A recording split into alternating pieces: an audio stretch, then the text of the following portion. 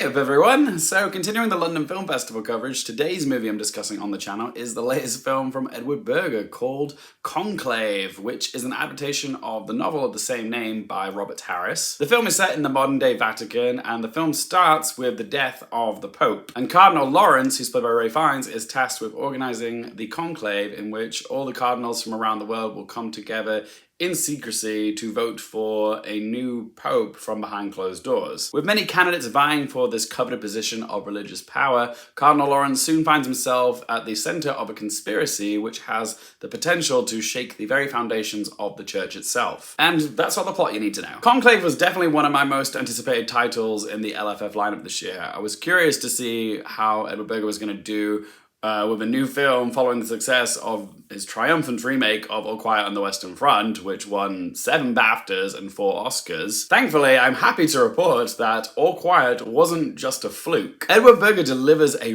riveting religious procedural thriller, which is very engrossing. With All Quiet and Conclave, he has now cemented himself as one of the most exciting directors we have working today. And yes, I do see this film as an awards contender, but let's talk about that later in the vid. This is a very talky movie. It's mostly just a series of scenes of characters discussing their opinions and tactics as to who they think should get the job as Pope. Ultimately, it's a story about power, okay? It's about strategy and politics, moving the pieces on the chessboard precisely. The character motivations are quite murky. Like, some clearly do want the job, others are a bit more reluctant, but might be harboring some hidden agenda or dark secrets. Eventually though, revelations come to the surface and there's backstabbing, betrayal, sabotage, but who comes out on top? Well, I'm not going to spoil it for you, but Berger did a great job of keeping me guessing throughout. And it's a testament to his skills as a director that he manages to make a story feel very engaging even though there's no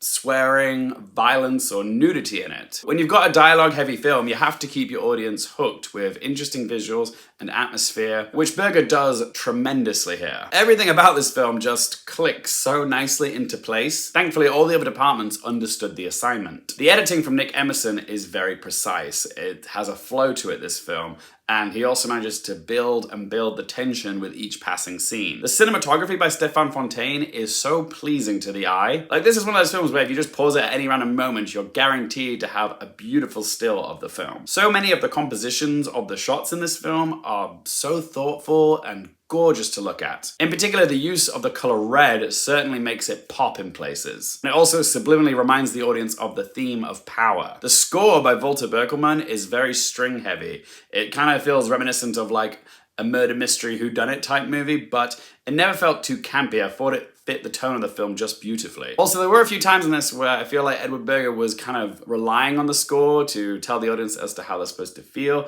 the tension of it all, but honestly, when the writing and the acting is this good, you don't necessarily need the score to emotionally manipulate the audience. I just wish he would trust himself that he doesn't need to always depend on music. Yeah, you got this, Berger. Also, the production design in this and the costumes, they speak for themselves. And then there's the performances. Ray Fiennes delivers a quietly captivating performance as Cardinal Lawrence. I wouldn't even say it's that showy, like it's not a big performance, but he is exceptional in this. It's such a layered performance because he's giving us a portrait of a conflicted man who's caught between many rocks and many hard places, okay? Because he's going through his own personal crisis of faith, but he's also having a crisis professionally because he feels the weight of the responsibility to get the right person into the position of power as the new pope, whilst also playing the part of like this undercover detective of sorts as he interrogates each of the clergymen and uncovers more information about each of them. There is a lot going on in this film for him to juggle, but Fiennes' performance is so well measured. It is for sure one of his finest performances. There's also excellent supporting work from Stanley Tucci, John Lithgow,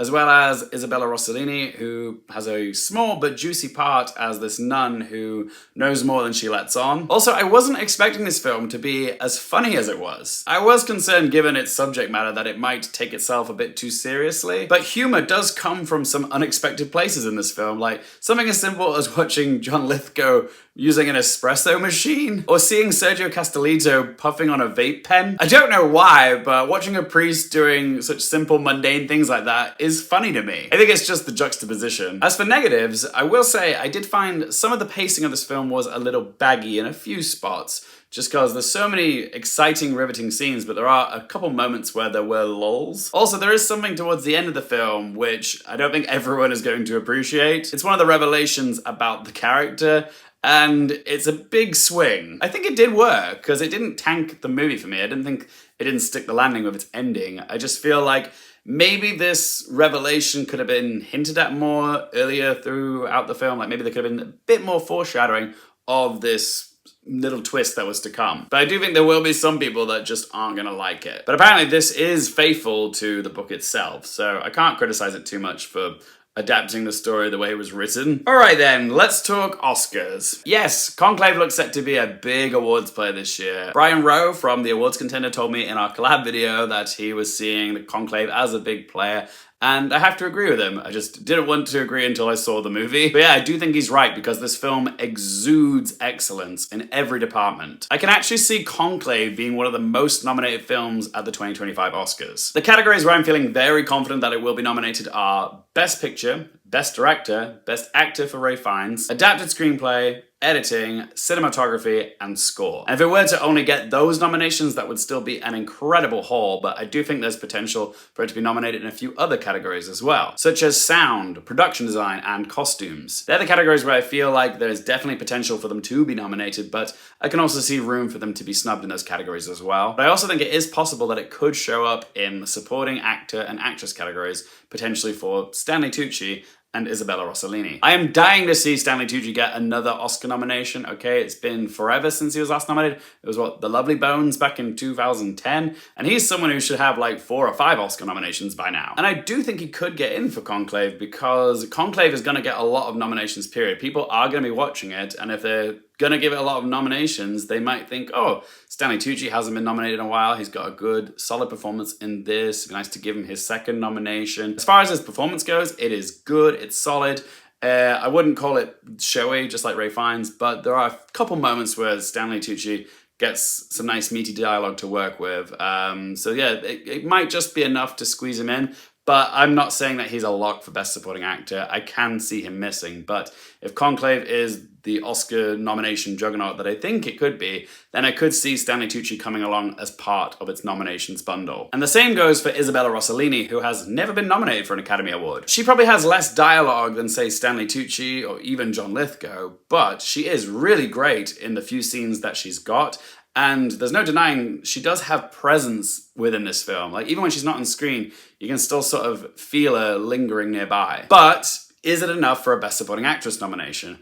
I'm not so sure. But if the film is popular with the Academy, then I could see Isabella Rossellini and Stanley Tucci riding the coattails of the film itself to Supporting Actor and Actress nominations. The categories where I could see it potentially winning are Best Actor for Ralph Fiennes. He really does get to showcase his skills in this film. He's also someone who could be viewed by the Academy as someone overdue and overlooked for quite some time, because he has been nominated twice before, once for The English Patient and once for Schindler's List. Funny enough, 2 Best Picture winners, but he has never won one himself. And he was also overlooked for his fantastic performance in the Grand Budapest Hotel. So maybe there's enough of a narrative there for him to go all the way and win it. But I do think his fiercest competition this year is actually Adrian Brody in The Brutalist, okay? It's not going to be an easy pathway for him to win. I also think it might have a chance for Score, because this is definitely one of the more standouty and memorable scores that we've heard this year. Again, though, in this category, the film's biggest competition might be The Brutalist again. I think it might have a chance for Best Adapted Screenplay for Peter Straugan. I think he's done a very good job of adapting this story because, like I said, it's a very talky movie, but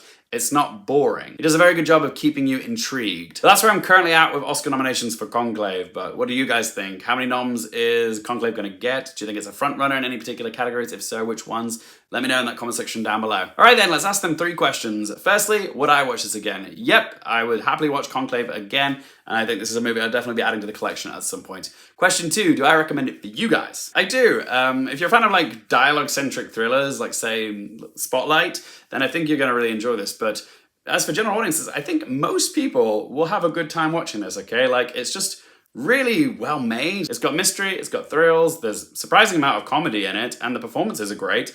So yeah, I do recommend that you check out Conclave. And third question, what score to give out of 10? I had a really good time with Conclave. While I wouldn't say that this film moved me emotionally, I was very impressed with the filmmaking and the storytelling overall. So I'm gonna give Conclave a score of 8 out of 10. But as always, guys, it is just one bloke's opinion. I'd love to hear from you. Are you excited for Conclave? Have you seen it? If you have, what do you make of this movie? Let me know in the comment section down below. If you guys have enjoyed this video, do help me out with a little thumbs up button. If you want more movie, TV, and Oscars-related content, don't forget to click subscribe, help me get to my end of year goal of 10,000 subscribers. And as always, thank you guys so much for watching. For more things related to movies, TV, the Oscars, and popcorn culture, I'm Luke Hearfield, and I'll see you next time.